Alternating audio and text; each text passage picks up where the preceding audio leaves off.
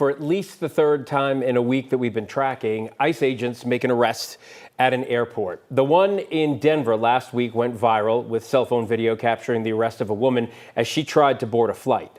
The most recent arrest happened in Miami, but we are told by family, sorry about that, we are told by family that it was a friend that involved a Denver area woman. Our Marshall Zellinger talked with family members who confirmed that arrest today. Marshall. Kim, I'm still waiting for ICE to confirm the arrest. Until then, we're not naming the woman. She's originally from Belarus, in her mid-20s, and I'm told graduated from high school in the Aurora area.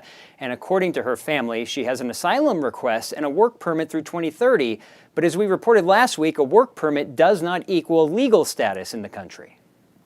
This would be the third ICE arrest at an airport that we've learned about in the last week. We extensively reported on ICE arresting a woman as she boarded a flight from Denver to Oakland last Monday. ICE says she has an expired visa. Her attorneys claim it had no expiration date, and she has an open immigration application.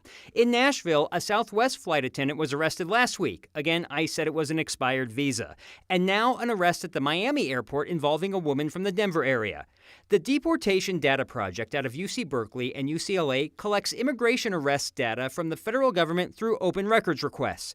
Currently, the data is from October 2022 to March 2026. I did a review to find how many ICE arrests happen at airports. From the start of President Trump's second term in January 2025 to March 2026, there have been 385,000 ICE arrests. Of those, 487, less than 0.1%, were at airports.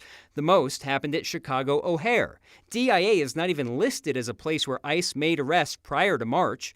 ICE and TSA at airports are both under the umbrella of the Department of Homeland Security. Earlier this year, the acting TSA director was asked during a congressional hearing if TSA shares all passenger information with ICE to check for passengers with deportation orders. We don't send the information to ICE. We help ICE check against information. And yes, absolutely, we do that. And we are supporting the mission of our colleagues at the Department of Homeland Security, and that includes enforcement of immigration laws.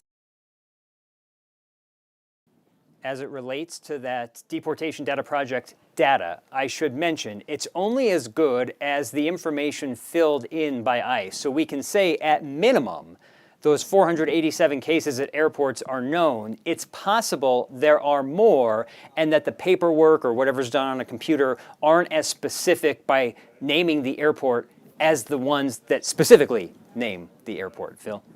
So, Marshall, having said that, and with the caveat that, of course, we don't know exactly what the data is this a newer tactic for ICE? Are we seeing them go in a different direction now? We have the three examples for the last week. In 14 months of data under Trump 2. We have those 487. Prior to that, under President Biden, from the data from October 2022 until President Trump took over, I counted a couple dozen airport arrests. So based on the data that we have, to answer your question, I don't know that it's new, but from a number standpoint, it's just a lot in the last week. All right. Marshall, thank you.